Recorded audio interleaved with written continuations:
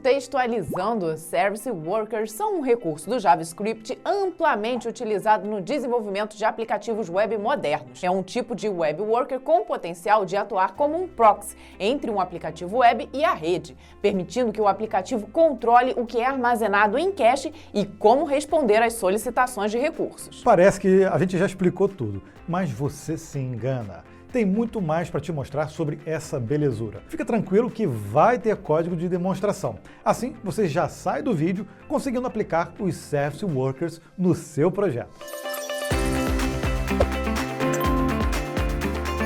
Esse é o dicionário do programador, o espaço do Código Fonte TV, onde explicamos um termo, uma sigla, uma tecnologia ou qualquer coisa relacionada ao mundo incrível dos códigos. Nada melhor do que falar sobre tecnologias que estão no hype, como o Service Workers. Se você gostar do que vamos te mostrar aqui, considere então se tornar um inscrito do canal e também deixar um like para ajudar a espalhar esse conteúdo para outros profissionais também. E por estar aqui com a gente, eu tenho certeza de que você é um profissional super antenado e que gosta de se manter atualizado. Para te ajudar nessa tarefa, que nós sabemos que não é fácil, vamos te apresentar a Alura. Na verdade, eu duvido que você já não conheça. Ela é a maior plataforma online de cursos de tecnologia do país. Eu tenho certeza que lá você vai encontrar conteúdo sobre tudo o que desejar, incluindo os Service Workers. Por isso, recomendamos fortemente que você faça parte da comunidade da Alura. Garantimos um desconto aqui do Código Fonte TV para você. É só usar o link que está na descrição. Para começar, os Service Workers é uma funcionalidade embutida nos navegadores.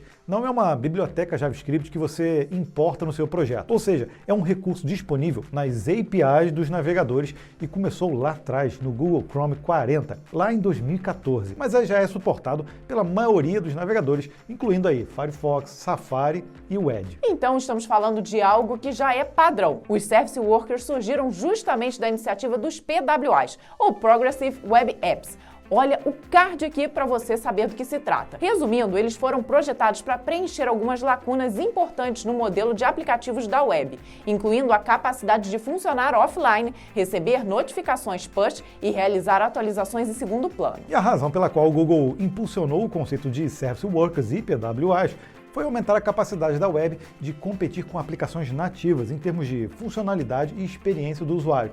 Antes dos Service Workers, os desenvolvedores de web tinham que confiar em tecnologias como AppCache para habilitar recursos offline, mas essas tecnologias eram bem limitadas e difíceis de usar de maneira eficaz. Os Service Workers oferecem uma maneira mais flexível e poderosa de habilitar esses recursos, dando aos desenvolvedores controle direto sobre o cache de rede e como as solicitações de rede são tratadas. Então, calma, antes de mostrarmos os Service Workers em ação, a gente tem que entender um pouco de como foi pensado. Entender o mínimo dessa arquitetura é o que vai te ajudar a elucidar quando a gente for cair no código. Então, é importante saber. Então, a primeira coisa que é importante saber é sobre o que, Vanessa? É sobre a interceptação de solicitações. Os Service Workers podem interceptar solicitações feitas pela sua página web e decidir como respondê-las. Isso permite que você crie experiências ricas mesmo quando o usuário está offline ou tem a conexão de rede fraca. Então, dá para simular a chamada de um recurso que estaria somente na web, porém com o usuário offline. Outra coisa é justamente o gerenciamento de cache. Os Service Workers têm a capacidade de controlar o cache, olha só.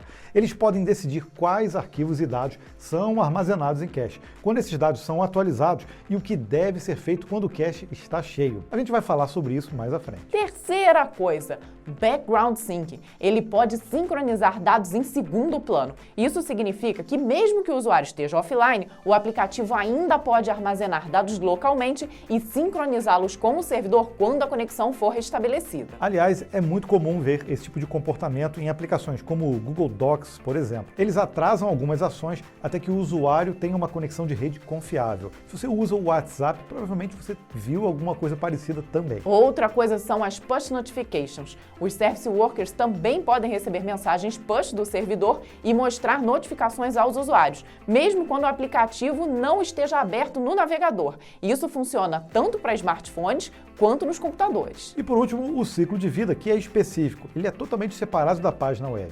eles são instalados, ativados e então entram em um estado de idle ou ocioso, até que sejam necessários novamente. Vamos ver o funcionamento simplificado de um Service Worker? Vamos começar com uma requisição feita pela página que será interceptada por um Service Worker. Ele será invocado e determinará se a requisição será atendida ou não pelo cache. Pode ser que a rede tenha caído, então servir com cache é a melhor opção. Se o elemento já estiver cacheado, a resposta será enviada imediatamente para a página. Caso contrário, os dados requisitados pela rede serão enviados ao cache, que por sua vez enviará para a página. Essa é a forma bem simplificada de como isso acontece. Pode ser feito de forma diferente, mas na grande parte das vezes é assim. Ele funciona como um gerenciador de requisições no lado cliente. Então, só para deixar claro, os Service Workers são scripts que o navegador executa em segundo plano, separados da página web. Então, eles abrem a porta para recursos que não precisam da página ou da interação do usuário. Então é possível trabalhar offline, fazer push notifications e executar sincronizações em segundo plano. Que tal agora a gente ver um código simples de como ativar esse carinho? Temos aqui, na verdade, 2 códigos. Colocamos eles lado a lado. No primeiro, estamos registrando um Service Worker e passando para ele o arquivo com o script responsável por manipular os eventos, chamado serviceworker.js. Será retornada uma promise, onde podemos verificar se foi ou não registrado no navegador. Se bem sucedido, o Service Worker é executado em um Service Worker Global Scope. Isso é basicamente um tipo especial de contexto de worker, executado fora da thread principal de execução do script, sem acesso ao DOM.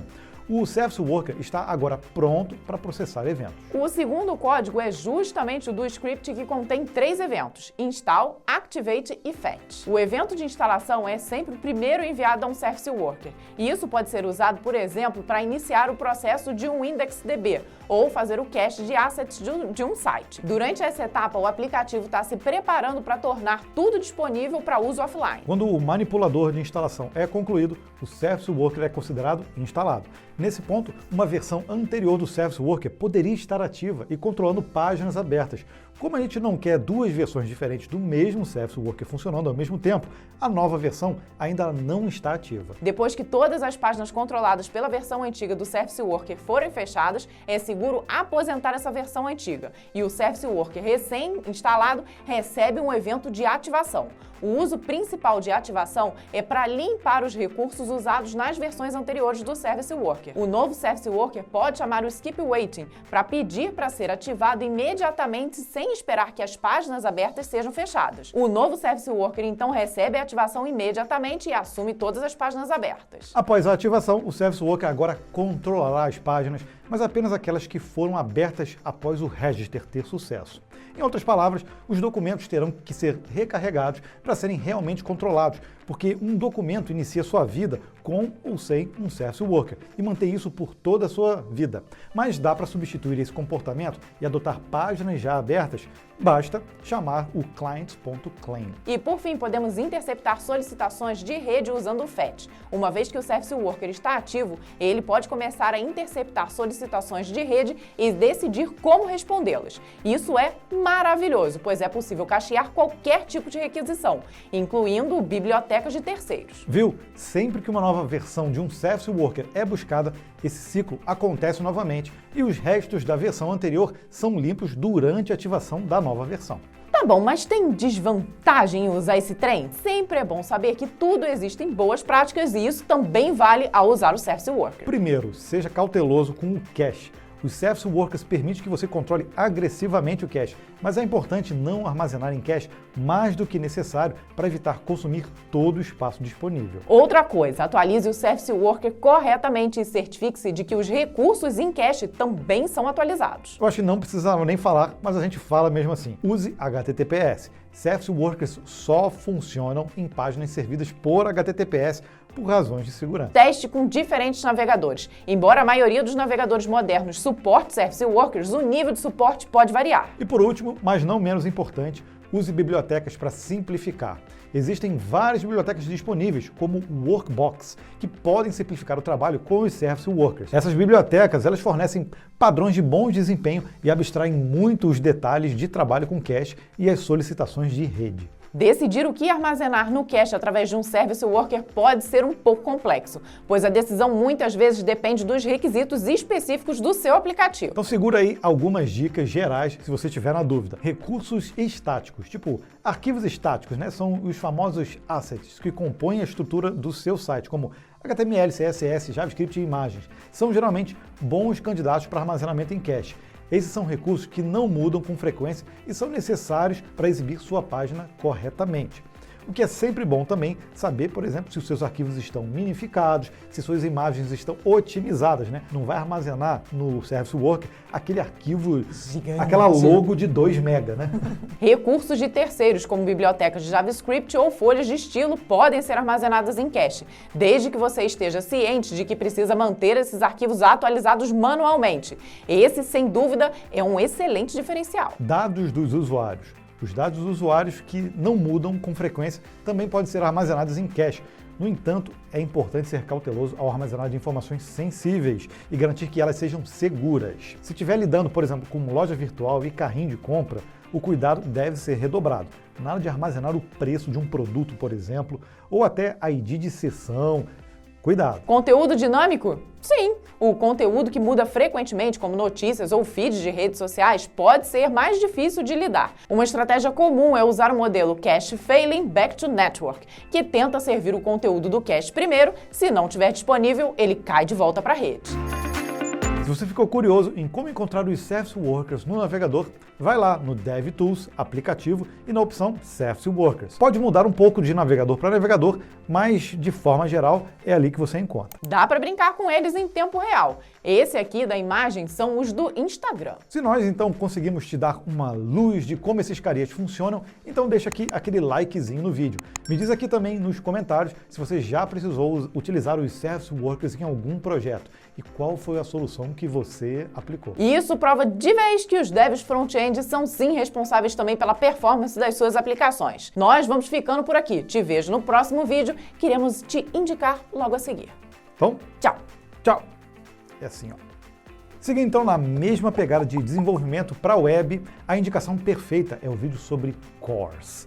Esse dá até um calafrio para muita gente que é back e front-end. Mas vai de boa que a gente ensina como resolver esse problema de forma que não exponha a sua aplicação. Vai lá, porque o meu café acabou. Preciso pegar mais. Tchau pra vocês.